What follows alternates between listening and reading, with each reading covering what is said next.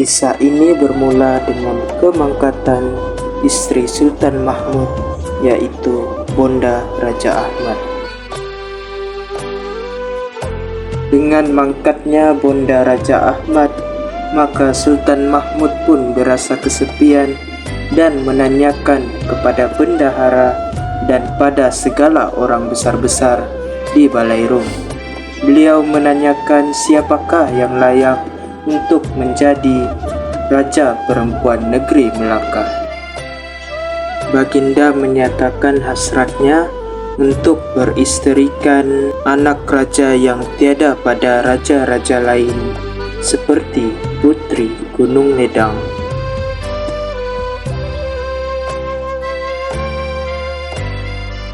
Laksamana, Sang Setia, Tun Mamat, dan beberapa pendekar lainnya dititahkan untuk meminang Putri Gunung Ledang. Setelah beberapa hari kemudian, Tun Mamat, Laksamana, dan Sang Setia telah sampai di kaki Gunung Ledang. Mereka kemudiannya mendaki gunung itu, namun pada pertengahan pendakian, Laksamana dan Sang Setia terpaksa berhenti kerana angin yang terlalu kuat. Hal ini menyebabkan hanya Tun Mamat beserta 2 orang pendekar yang pantas saja untuk mendaki Gunung Ledang tersebut.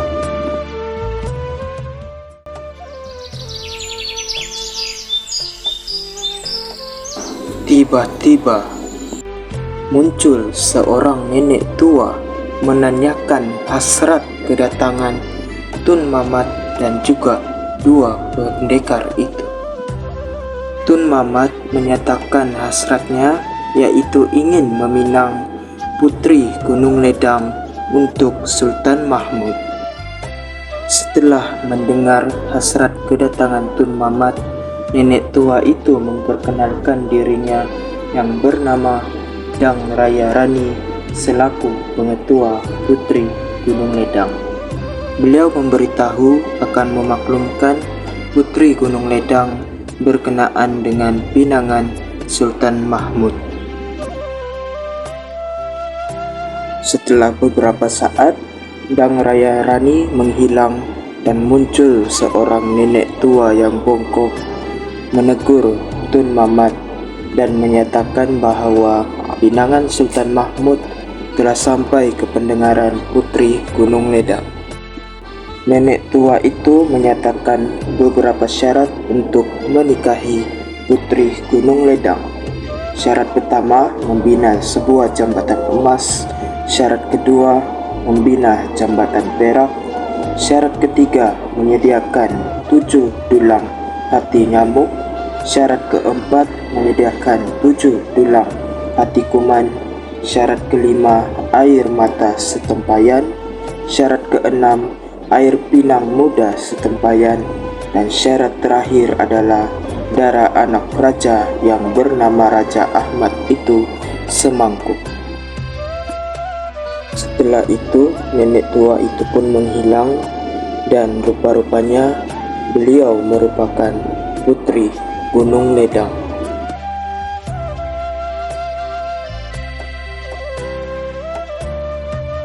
Setelah turun dari Gunung Ledang, Tun Mamat, Laksamana, dan Sang Setia memberitahu kepada Baginda Sultan Mahmud berkenaan dengan 7 syarat pinangan Putri Gunung Ledang. Semua syarat Putri Gunung Ledang telah dipenuhi, namun ada satu syarat yang tidak dapat dikabulkan, yaitu darah semangkuk Raja Ahmad.